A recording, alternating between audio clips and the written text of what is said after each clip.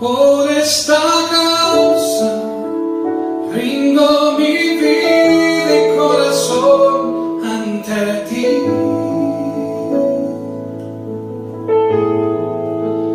Por esta causa rindo mi vida y corazón ante ti.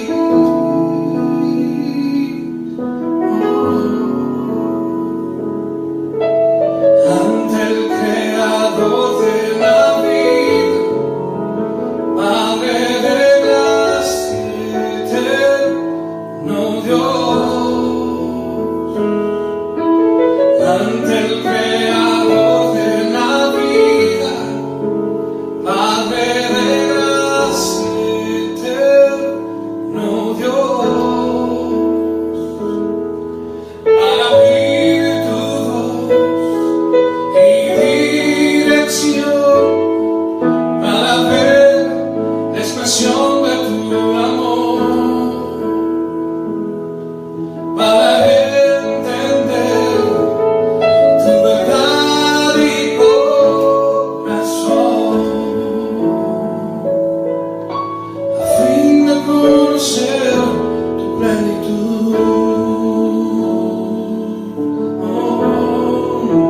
Por esta causa rindo mi vida y corazón ante ti. Buenas tardes a todos, estamos en una nueva transmisión del Discipulado Intensivo, Potenciando el Desarrollo Integral. Qué lindo es poder conectarnos y estar juntos. Hola Avi, ¿cómo estás? Hola Vivi, ¿cómo estás? Sí, Bien. la verdad que estos miércoles han sido tiempos donde pudimos aprender muchísimo más y quizás cosas que antes o en algún momento creíamos que no tenían mucho que ver con nuestra integridad espiritual, y qué bueno es hoy poder seguir trabajando en esto, seguir aprendiendo, seguir creciendo. Poder ver también cómo todas las cosas se van relacionando y cómo podemos aplicarlo en nuestra vida y poder implementar un montón de cosas que antes las veíamos por separado, ¿no? Sí, tal cual. Tal cual. Y bueno, por ahí para empezar con el tema que nos compete hoy, queremos hablar de economía, queremos hablar de finanzas, de generosidad en la familia. Y yo quería leer simplemente 2 versículos para comenzar. Uno está en Proverbios 21:20, que dice: en casa del sabio abundan las riquezas y el perfume, pero el necio todo lo despilfarra. Y el otro versículo está en Lucas 15:35, que está dentro de la parábola del buen samaritano, que dice: al día siguiente sacó 2 monedas de plata y se las dio al dueño del alojamiento. Cuídemelo, le dijo, y lo que gaste usted de más se lo pagaré yo cuando vuelva. Y bueno, sabemos de esta parábola que el buen samaritano se hizo cargo del cuidado de una persona, de un hombre que había sido robado, que había sido golpeado. Y a mí me llamaba la atención la relación en estos 2 versículos, porque el Proverbios dice: en casa del sabio abundan las riquezas. No dice en casa del rico, en casa del que mucho tiene, en casa del... No, dice en casa del sabio, pero el necio lo despilfarra. Y yo podía ver acá al buen samaritano en este rol de un hombre sabio, un hombre en el que quizás no era el que más tenía, porque dice que antes habían pasado otras personas, vieron al hombre tirado y siguieron de largo. Y quizás el buen samaritano no era el que más tenía, pero era un hombre sabio, que sabía que podía ayudar, que con su economía podía ayudar a este hombre. Sabía que aunque en ese momento le había dejado solamente 2 monedas de plata, si en el día de mañana o en el transcurso del día necesitaban más plata para cuidar a este hombre, él sabía que iba a tener y que iba a poder proveer. Entonces, pensando en esto, podía entender y entendiendo de que Dios es un Dios de orden, de que necesitamos ese orden en nuestras vidas para ser personas sabias, no que tenemos mucho, quizás no tenemos más que otros, pero si somos sabios en la economía, en el cuidado de nuestra economía, de nuestro hogar, vamos a poder ser personas generosas, vamos a poder ser personas que no se vean limitadas por no tener, quizás no porque no nos alcanza la plata, sino porque no sabemos cómo administrarla. Entonces, de eso vamos a estar hablando hoy, y por ahí, Vivi, quería hacerte algunas preguntas para que podamos comenzar a charlar sobre esto, y me ponía a pensar justamente en esto, ¿no? De que hay personas que desean ser generosos, ser solidarios, desean ser facilitadores con su economía, pero realmente no tienen la plata para hacerlo. ¿Sí? Un poco de esto que decía recién. Entonces, ¿a qué se puede deber el hecho de decir, yo quiero ser generoso, pero no tengo, no puedo, no me da la economía para hacerlo?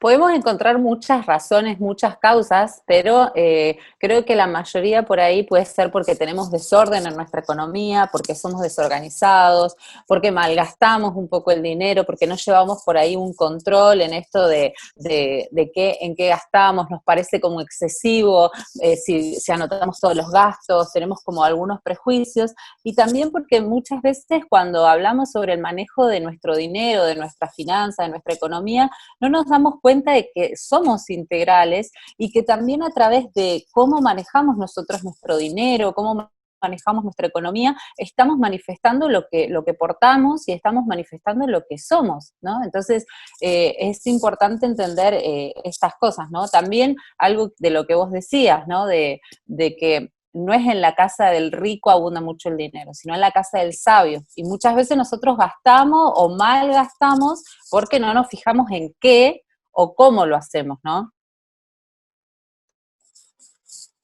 Tal cual. Y por ahí, bueno, con esto que vos decís, ¿por qué será que a veces no ordenamos esa área? ¿Por qué será que a veces no queremos ponernos a ordenar y a sentarnos y a ver y a poner en orden, quizás sí otras áreas, pero esta área como que es un poquito más difícil, ¿no? Creo que el primer motivo, creo que de todos, es que cuando tenemos que sentarnos a ordenar este área, nos da un poco el miedo, ¿no? Porque ¿qué es lo que nos vamos a encontrar? Muchas veces cuando empezamos a hacer números, a ordenar, no sé, los tickets, a ver en qué gastamos y todo lo demás, nos encontramos con un desorden impresionante, nos encontramos con que teníamos todo desordenado, que gastábamos un montón de cosas como despilfarrando la plata. También muchas veces pensamos que no es importante, lo dejamos para otro momento, nos ocupamos en otras cosas. Otros quizá porque piensan, bueno, yo vivo por fe, Dios me va a proveer, no necesito ser tan disciplinado en este área. De alguna forma somos irresponsables en el manejo de nuestras finanzas, pero creo que el miedo a confrontarse con la realidad que tenemos y que no queremos ver muchas veces no nos permite tomar ese paso de decir, bueno, vamos a administrarnos de la manera correcta, ¿no? Y alguna de las cosas que podíamos ver, o una herramienta que por ahí sirve mucho, que son 5 herramientas, son 5 palabritas que sirven mucho para las finanzas, están relacionadas con las siguientes cosas. Lo primero es el orden. Siempre que vamos a ver nuestra economía, nuestras finanzas, vamos a tener que ordenar. Vieron que siempre para ordenar primero tenemos un desorden. Entonces es ordenar, sacar todas las cosas, ver en qué estamos gastando, chequear. Cuando estemos ordenando vamos a tener que definir prioridades. Esa es la segunda herramienta muy importante, definir cuáles son mis prioridades, en qué considero importante gastar, qué es lo que no es importante gastar. Otra de las cosas que es necesario que yo aplique cuando voy a enfrentarme a ordenar mi economía es la sinceridad y la veracidad. Ser sincero conmigo mismo, si estoy casado, si tengo una familia, ser sincero con mi cónyuge. ¿Cuántas veces mi esposo o mi esposa no tienen ni idea cuánto cobro? ¿No? No tienen idea si me dieron un premio, no tienen idea si compré algo extra, ¿no? Porque no le digo nada, porque no le cuento, ¿no? Y entonces la necesidad de ser sinceros, la necesidad de poder ser veraces, transparentes en cómo manejamos nuestro dinero. La cuarta cosa es el equilibrio. Muchas veces nos vamos de un extremo al otro extremo y la necesidad de estar centrados, de estar en equilibrio, y entendemos que el equilibrio lo tenemos en Cristo. Entonces, cuando permitimos que el Espíritu Santo nos guíe en cómo manejamos nuestro dinero, lo vamos a hacer en una manera equilibrada. Y por último, que es una herramienta súper valiosa, es la información. Necesito tener información. Muchas veces tomamos decisiones con respecto a nuestra economía, nuestras finanzas, con respecto a inversiones, con respecto a pagos, sin información. Y eso hace que desaprovechemos oportunidades, que perdamos oportunidades y aún que malgastemos muchas veces el dinero que tenemos, los recursos que tenemos para utilizarlos. Y aún así, de todas estas cosas que estamos hablando, también en esta noche, en esta transmisión, nos va a estar acompañando el apóstol Alberto Calviño, que le queremos hacer algunas preguntas, porque tenemos muchas consultas con Avi con respecto a la economía, a las finanzas, a la fe, a la generosidad. Así que buenas noches, apóstol, ¿cómo está? Un placer tenerlos con nosotros.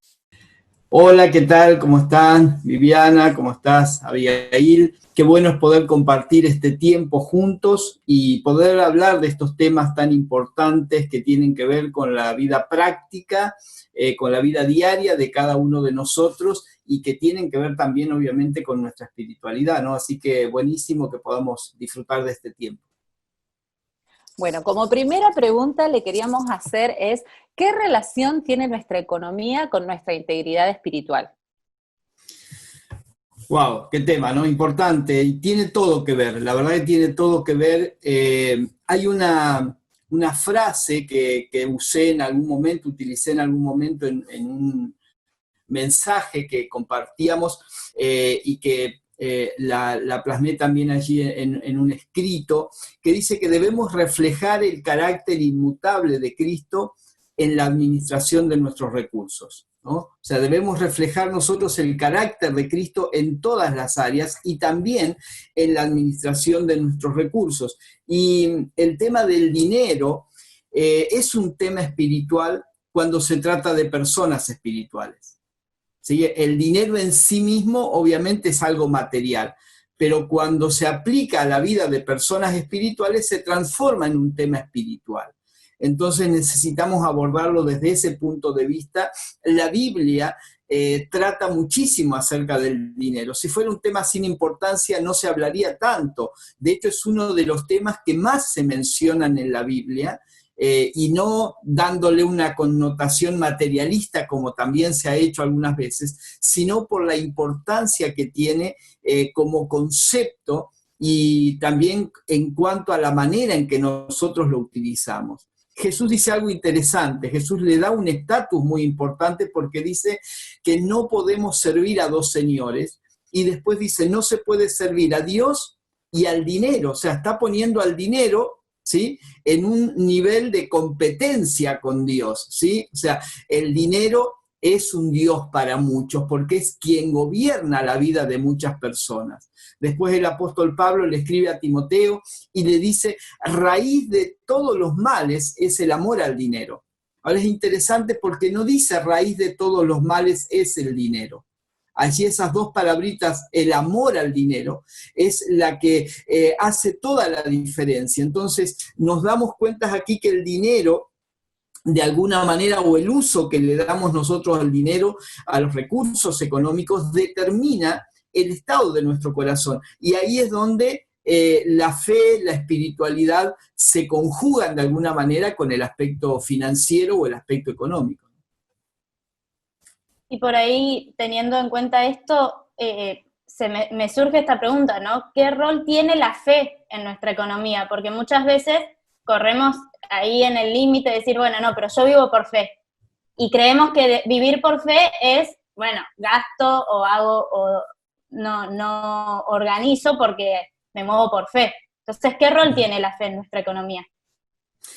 Bueno, la fe tiene un rol vital en toda nuestra vida y por ende también en nuestra economía. Ahora, el problema al hablar de fe y economía es que tenemos que empezar por un concepto claro de fe, porque si tenemos un concepto errado de fe, la vamos a aplicar también mal a la economía. Entonces, generalmente lo que se nos ha enseñado de fe, y he escrito y he hablado sobre esto, ¿no?, sobre la importancia de la fe y el enfoque que le damos a la fe, es una fe para recibir.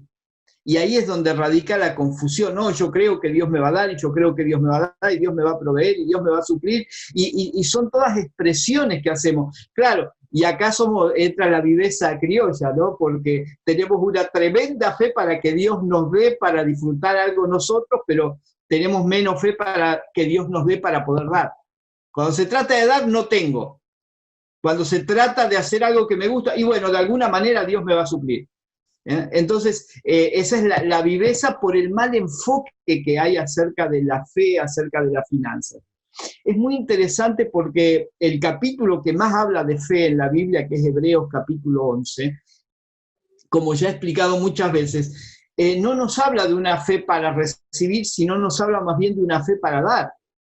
Y es curioso porque el primer ejemplo que da muchos ejemplos, todos conocemos Hebreos 11, el primer ejemplo que da es el de una ofrenda. Y dice Hebreos 11:4, por la fe Abel ofreció a Dios un sacrificio más aceptable que el de Caín.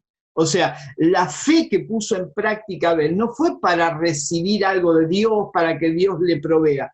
La fe fue para poder darle a Dios.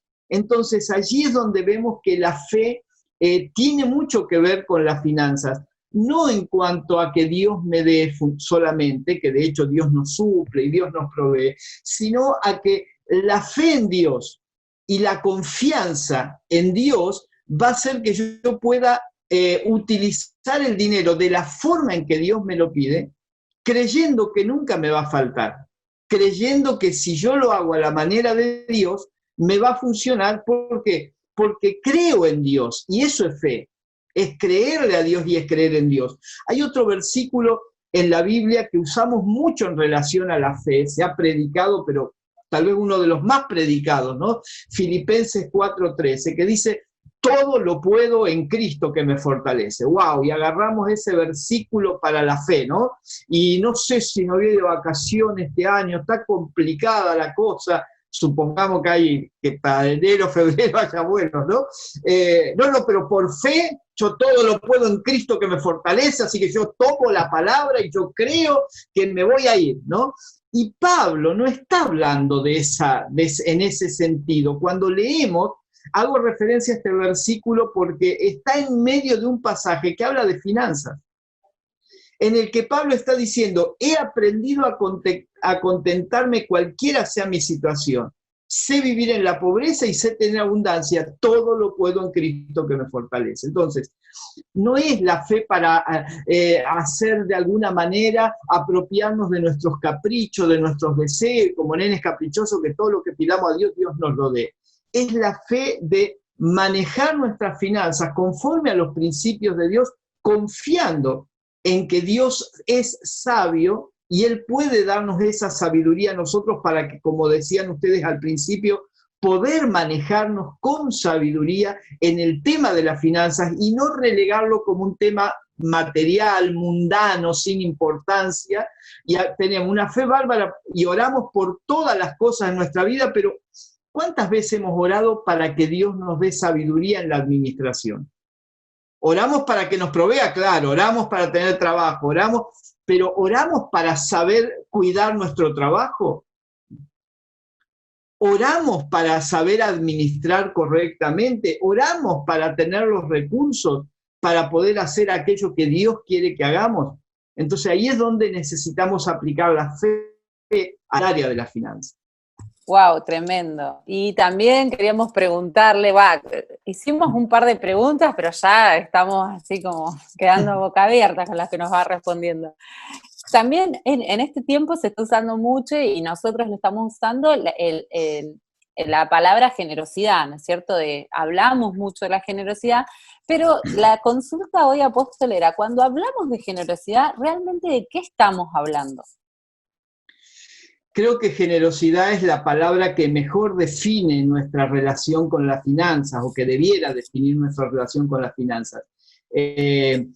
Recuerdo que en otros momentos se utilizaban muchas palabras, expresiones, muchas tomadas del antiguo pacto con respecto al tema finanzas, bendición y maldición, da para que Dios te bendiga, hace un pacto con Dios, ¿no? Y todas esas cuestiones, cuando uno va al Nuevo Testamento realmente, no existen, no están, no son parte del nuevo pacto. Entonces, cuando leemos, porque como dije, se escribe bastante, el apóstol Pablo habla bastante, en Corintios dedica 2 capítulos completos a hablar de finanzas, y la palabra que más de alguna manera define la actitud nuestra es la generosidad, porque la generosidad define de alguna manera, o esta palabra generosidad define la naturaleza primeramente de Dios, que dio a su único hijo. Ese versículo que tanto repetimos habla de generosidad. De tal manera amó Dios al mundo que dio, y no dio cualquier cosa, dio lo que más quería, dio a su hijo. Eso es generosidad.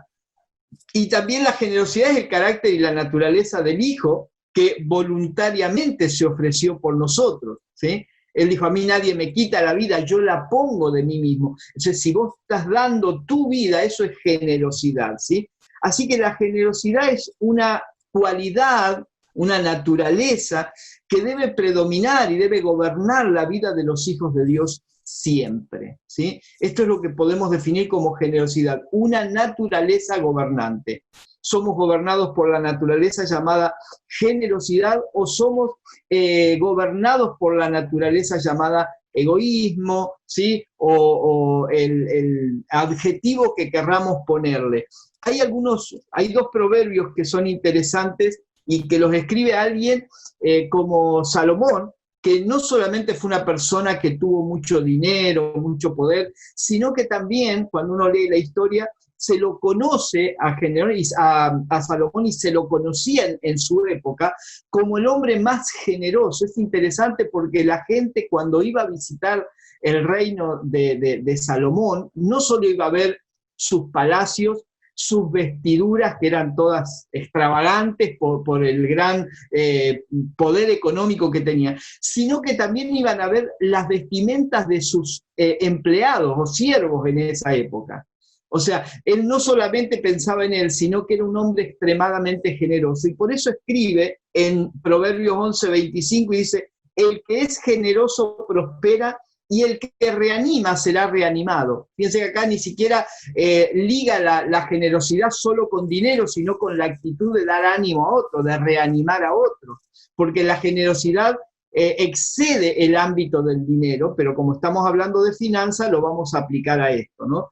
Y en Proverbios 21, 25 y 26 dice, la codicia del perezoso lo lleva a la muerte, porque sus manos se niegan a trabajar. Todo el día se lo pasa codiciando, pero el justo da con generosidad. Aquí tenemos, ¿sí?, la codicia en contraposición también de la generosidad, ¿sí? Y de alguna manera hay algunas expresiones en la palabra que nos dejan ver algunas características de la generosidad.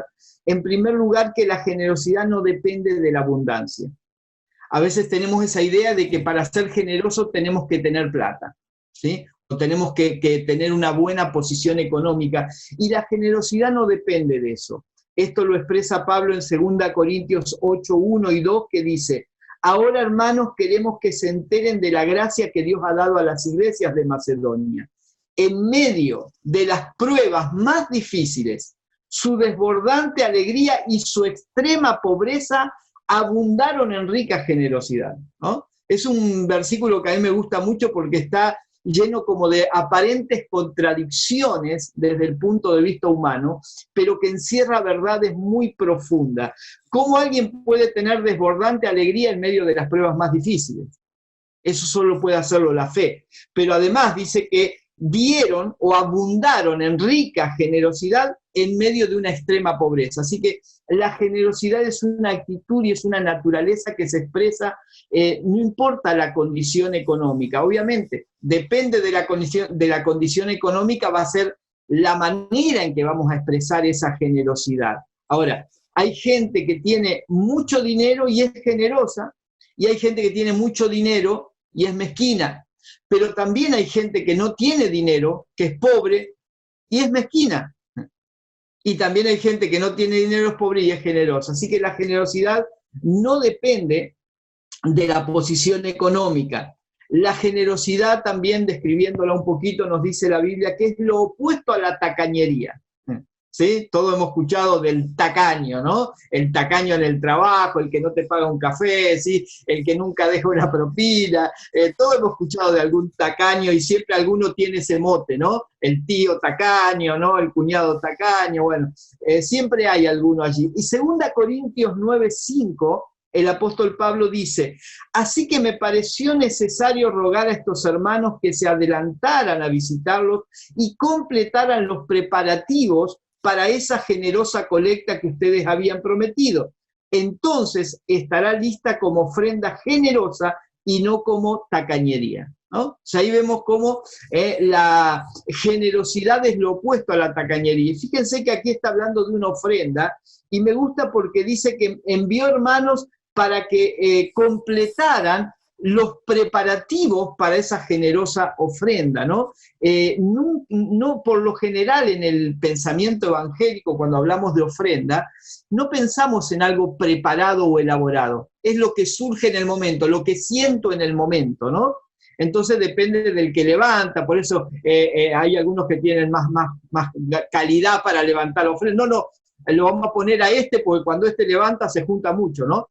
Porque se incentiva más al sentir de la persona. Todo esto es parte del folclore evangélico que todos conocemos, pero creo que tenemos que ir a un nivel mucho más profundo con respecto a eso. Y otro aspecto que quisiera mencionar es que el propósito de la generosidad, o mejor dicho, el propósito de la provisión es la generosidad.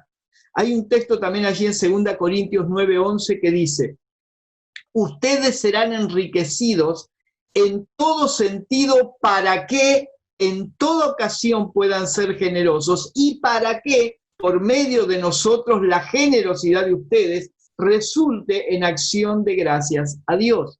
Muy interesante este versículo. 2 veces define propósito, ¿sí? Porque las 2 palabritas esas, ¿para qué?, definen propósito. O sea, si uno pregunta, mirá lo que tengo acá, ¿y para qué sirve? ¿No? Preguntamos nosotros. El para qué define propósito. Entonces dice que ustedes, dice Pablo, serán enriquecidos en todo sentido. ¡Wow! ¡Qué bueno! ¿Para qué? Para que podamos disfrutar, para que podamos ir de vacaciones, para que podamos tener el mejor auto, la mejor casa. Todo eso es bueno, pero no es el para qué. No es el propósito. Para que en toda ocasión puedan ser generosos. O sea, el propósito de la provisión es la generosidad. Si Dios me provee y yo no soy generoso, estoy abortando el propósito de la generosidad. ¿Sí? Y luego hay otro para qué, dice, y para que por medio de nosotros la generosidad de ustedes resulte en acción de gracias a Dios. Siempre, y presten atención a esto que es un principio que nos enseña aquí Pablo, siempre que somos generosos, ya sea en las ofrendas hacia la congregación o en una ayuda a una persona, alguien expresará gratitud a Dios por nuestra generosidad. Alguien dará gracias a Dios por nuestra generosidad. Y ese es otro para qué, es otro propósito de la provisión que tiene que ver con la generosidad. Y por último, para no extenderme demasiado, también participamos del Evangelio mediante nuestra generosidad, ¿sí?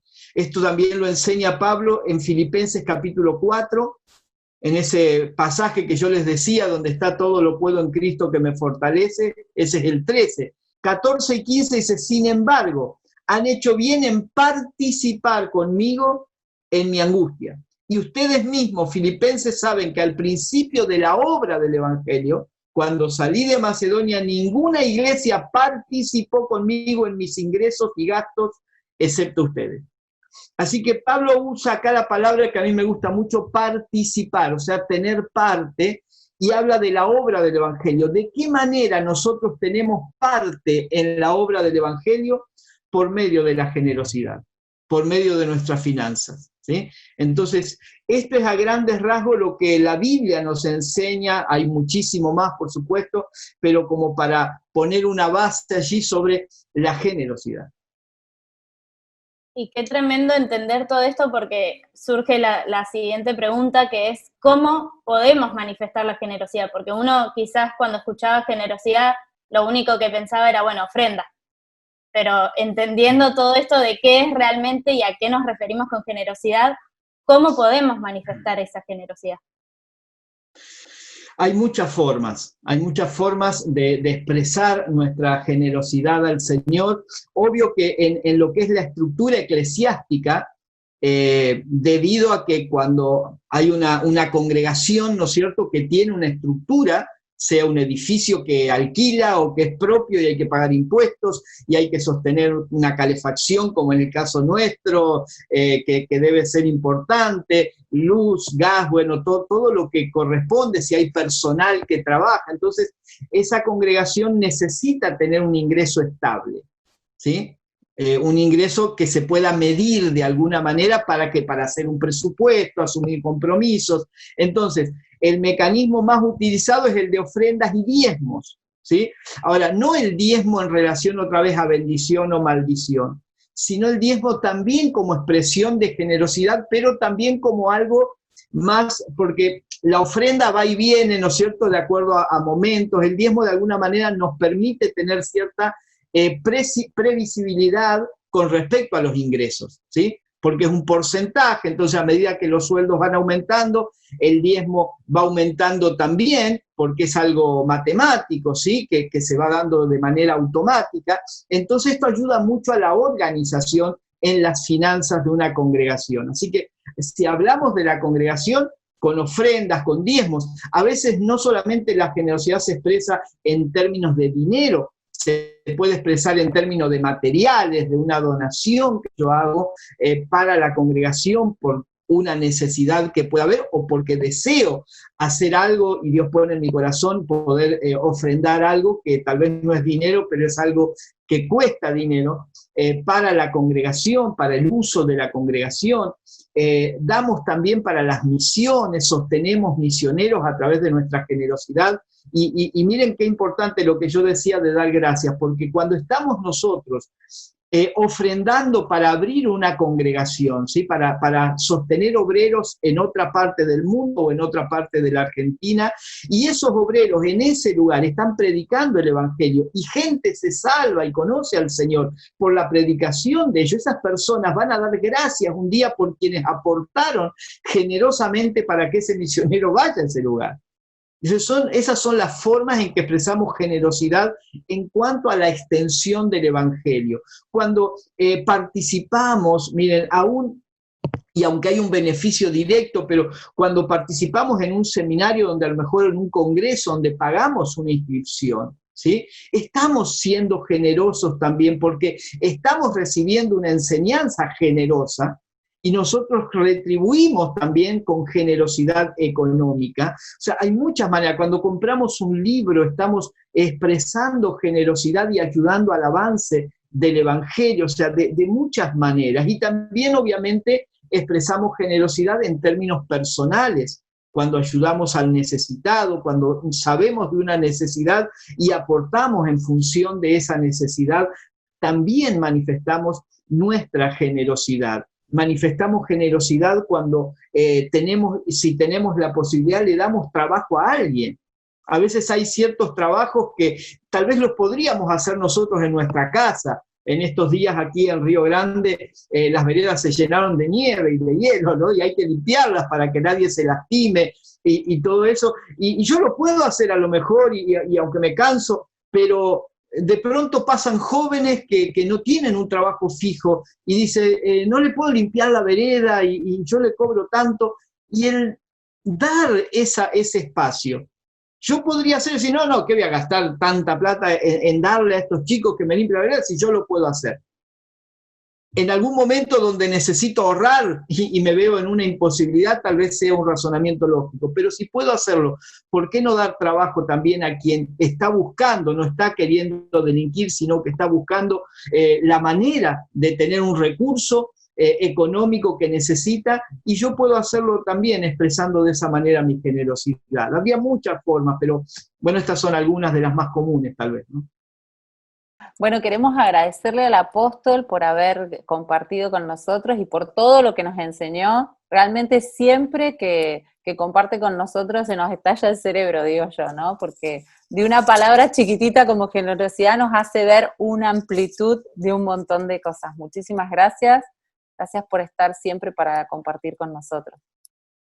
Bueno, gracias a ustedes por el espacio y bueno, siempre es un placer compartir la palabra, las verdades de la palabra de Dios y bueno, animar a cada uno a que podamos vivir aún esta parte práctica de las finanzas en plena espiritualidad, o sea, guiados por el Espíritu Santo. Así que un saludo a todos los que están conectados, un saludo a ustedes también. Gracias. Teníamos algunos consejitos prácticos con Abby. Sí, sí. Bueno, y también darle las gracias a nuestro apóstol por estar acá con nosotros, por compartirnos en esta noche y por seguir brindando esta luz que estamos hambrientos de seguir aprendiendo y seguir manifestando esto que decíamos al principio, la integralidad en todas las áreas de nuestras vidas. Así que si querés, Vivi, vamos con el primer consejito práctico. Dale. Pensábamos en cómo ordenarnos, después de todo esto que venimos escuchando, para poder manifestar la generosidad en todas las áreas, en cómo ordenarnos un poco en el área financiera, y la primera cosa que se nos ocurrió y que estuvimos hablando, que se nos vino a la cabeza, es hacer un presupuesto. A veces cuando nosotros decimos la palabra hacer un presupuesto, es como que se nos nos viene un pánico así, decir, ay, un presupuesto, ¿cómo es? ¿Cómo lo hago? ¿Para qué me sirve? Es muy difícil, no puedo. Pero en realidad un presupuesto solamente me muestra el ingreso de dinero que tengo y todos los gastos que voy a tener en las diferentes cosas o las diferentes áreas en las que estoy gastando. Y algo muy importante que tengo que tener en cuenta es el ahorro. Muchas veces esa palabra no se nos pasa ni por la cabeza, ni la nombramos en nuestra familia, ¿no? Entonces, tanto el presupuesto como el ahorro es algo que tenemos que tener en cuenta para que podamos realmente empezar a ordenar nuestra economía, nuestro dinero, nuestros recursos. Así que no necesitas una computadora, si la tenés buenísimo, la puedes hacer en computadora, en papel, ¿sí? Y es sentarte un día, desafiarte, tomar un día, sentarte y empezar a escribir cuáles son todos tus ingresos y después cuáles son todos tus egresos, ¿sí? Y dentro de esos egresos poder tener en cuenta también el ahorro. Algo que me comentabas vos y me gustó mucho es que el presupuesto tiene que ser algo que nos facilite la vida, ¿no? Sí, el presupuesto es una herramienta, entonces la herramienta siempre nos facilita la vida. Entonces cuando nosotros a veces vemos una planilla que es un presupuesto y que es súper difícil de entender, nosotros la podemos adaptar a nuestras necesidades y a lo que nosotros podemos utilizar, y quizá nuestro presupuesto tenga 2 filas, 2 columnas. Buenísimo, ese presupuesto es útil para nosotros, no nos complica, no nos marea y está buenísimo. Y si necesitamos algo más complejo, lo podemos ir ideando. Igual hay un montón de presupuestos que se pueden bajar de internet, de Excel, de los diferentes programas que tenemos, ya vienen muchos que ya están como armaditos. Sí, y también vamos a estar mostrándoles por acá más adelante un modelo que es básico, pero como decía Vivi, me pareció importante esto de que no tiene que ser algo difícil de entender, sino que se adecue a mi economía y que yo lo pueda entender y que a mí me facilite la organización de mi economía. Y por ahí también aclarar de que no hay que frustrarse. Todos los consejos que estamos dando y que vamos a dar son el ideal, hablando de los consejos prácticos, ¿no? Creo que son, y que también son un resultado de todo lo que hablamos recién con el apóstol, de que si no entendemos primeramente esto, por más que hagamos presupuesto, por más que tratemos de organizarnos con estas cosas prácticas, no vamos a poder llevarlas a cabo. Pero si realmente hay en nosotros un deseo de ordenarnos, de ordenar nuestra economía, entender que todo esto es un ideal y que lo importante es empezar. Lo importante es decir, bueno, voy a plasmar mis ingresos, como decía Vivi, voy a ver cuáles son mis egresos y voy a empezar a organizarme. Quizás me va a costar un tiempo hasta que le agarre la mano y hasta que pueda realmente cumplirlo, pero no frustrarnos porque capaz que, no sé, a mí me pasó la primera vez que hice un presupuesto que dije, no, o sea, ¿cómo voy a hacer para cumplirlo? ¿Cómo voy a hacer? Y así como que a simple vista choca capaz, pero bueno, es empezar y es confiar en que, bueno, vamos paso a paso y de a poco las cosas, si lo cumplimos y lo hacemos bien, se van a ir acomodando. Y por sí, ahí algo... Sí. Perdón, que igual el presupuesto nos va a mostrar muchas veces que capaz cuando hiciste ese primer presupuesto y te dio súper negativo, y vos decís, ¿cómo puedo gastar tanta plata de más? Te diste cuenta que había un montón de gastos innecesarios. ¿no? O que había cosas que no eran para ese tiempo, entonces como que te ayudan muchísimo a simple vista ordenarnos, y eso es práctico y está buenísimo. Tal cual, tal cual. Y por ahí algunas preguntas es bueno hacerte, ¿sí? Es bueno que te sientes y que te hagas algunas preguntas que queremos compartirte, y si te surgen otras, hacételas, pero es importante que nos hagamos nosotros mismos preguntas. Por ejemplo, ¿soy fiel con mi generosidad al Señor, entendiendo todo esto de lo que estamos hablando? ¿Soy alguien que expresa generosidad al Señor? ¿Cuánto destino para mis diezmos, para mis ofrendas, para mis estudios? ¿Es lo primero que destino o es lo último? Bueno, hago todo el presupuesto, todo lo que tengo que pagar de tarjetas, todo el alquiler, todo, y ahí con lo que me queda, bueno, veo cuánto diezmo, cuánto ofrendo, cuánto, o al revés, realmente tengo mis ingresos, lo primero que destino es lo que nosotros llamamos inversión, no es un gasto, sino que entendemos que es una inversión en lo eterno, el expresar generosidad, el dar nuestros diezmos, y en base a lo que me queda, destino el resto de los egresos, ¿no? Otra pregunta es, ¿mis ingresos son suficientes para los gastos fijos que tengo? ¿Cuáles son los gastos fijos? Los gastos fijos son alquiler, luz, gas, son cosas que no puedes decir, no, este mes no lo pago. Sí podemos ahorrar en decir, bueno, si antes dejaba todas las luces prendidas, voy a ser más cuidadoso de cuando no estoy en un ambiente, apagar las luces, del calorama, si me estoy muriendo de calor y estoy en short y remera, bueno, trato de manejar eso, en eso podemos ahorrar, pero no podemos decir, no, che, yo no pago más la luz porque quiero ahorrar. Esos son gastos fijos, lo que no podemos prescindir, lo que sí o sí hay que pagar. Entonces, ¿mis ingresos son suficientes para esos gastos fijos que tengo?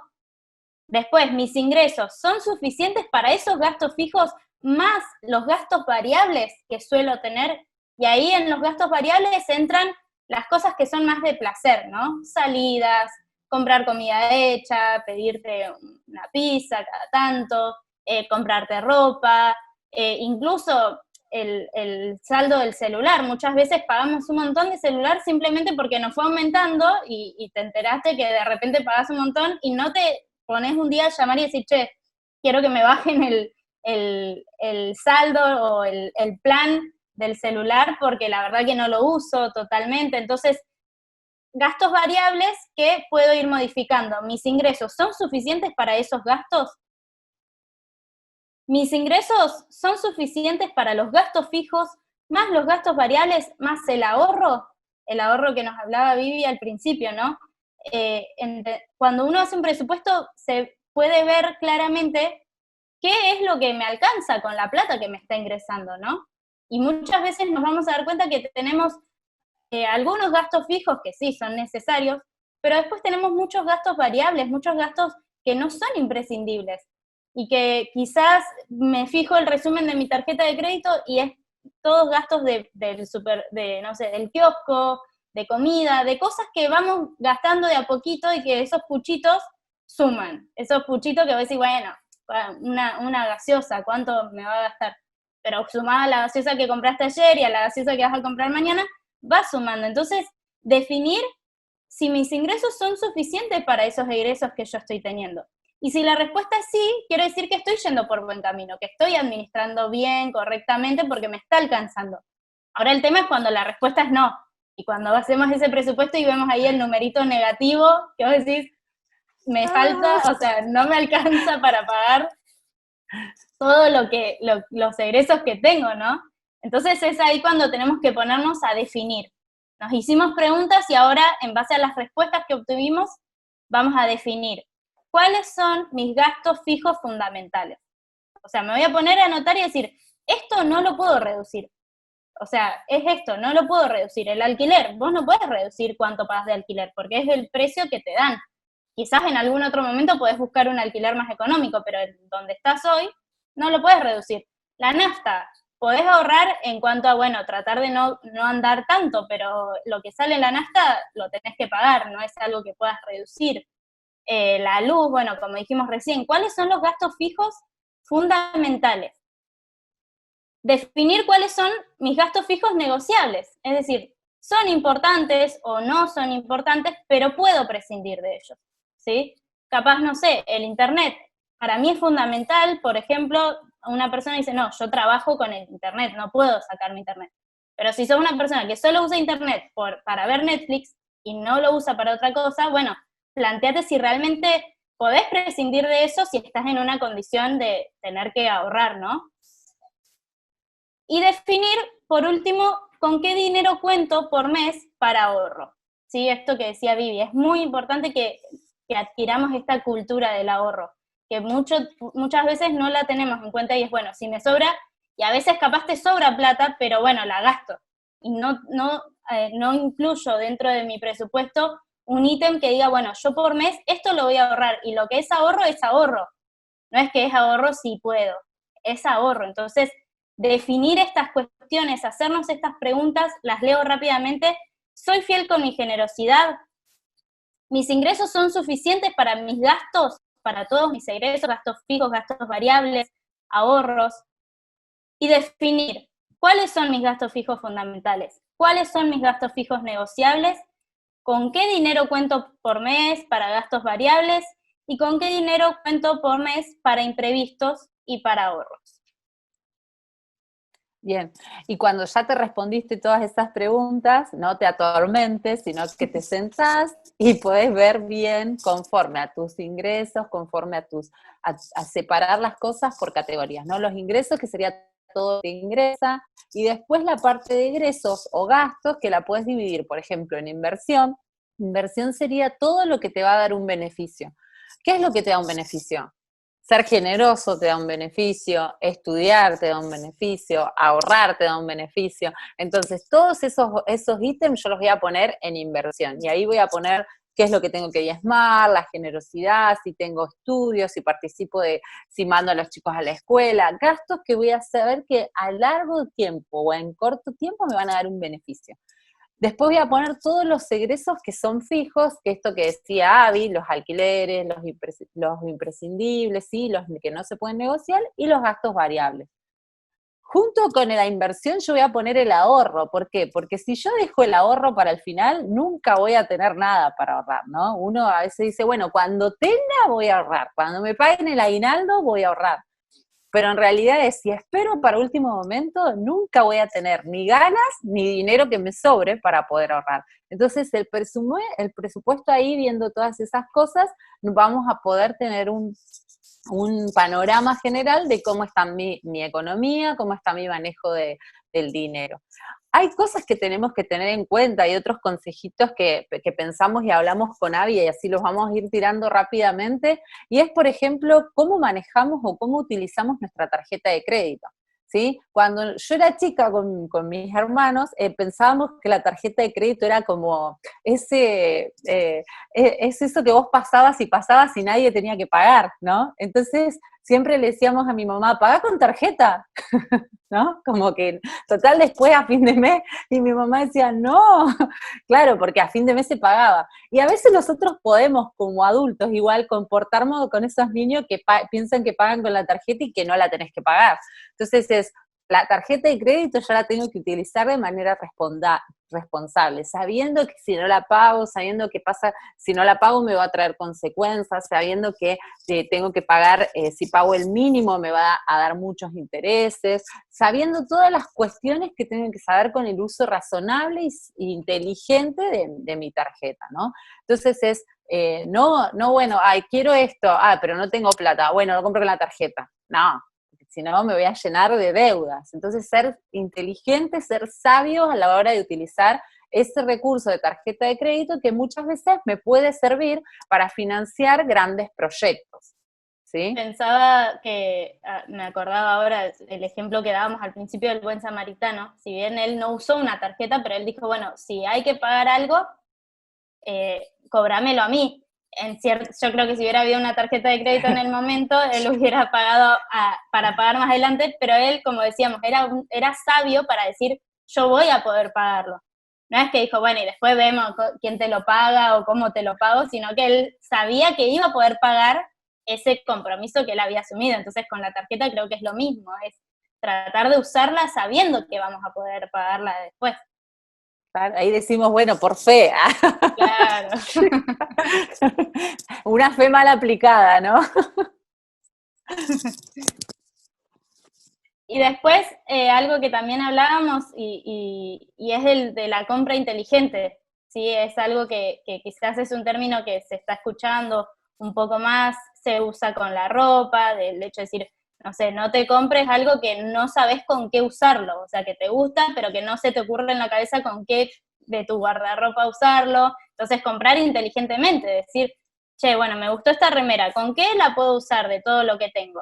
Tengo varias opciones, bueno, listo, la compro, si no, y yo soy alguien que tengo que seguir en esa parte aprendiendo porque como que, ay, me encanta, y después digo, ¿con qué me lo pongo cuando ya lo tengo en mi placar? Bueno, eso no. Pero bueno, No nos imiten. claro, comprar inteligentemente, hacer la lista de las compras, por ejemplo, cuando vamos al súper, por ahí parece anticuado, ay, que voy a hacer una lista. Y yo muchas veces como que, bueno, voy. Pero después te pasa que vas al súper, compraste un montón de cosas, volviste y te diste cuenta que compraste un paquete de arroz y que ya tenías un paquete de arroz cerrado, que compraste una lavandina y que tenías una lavandina que todavía no se había acabado.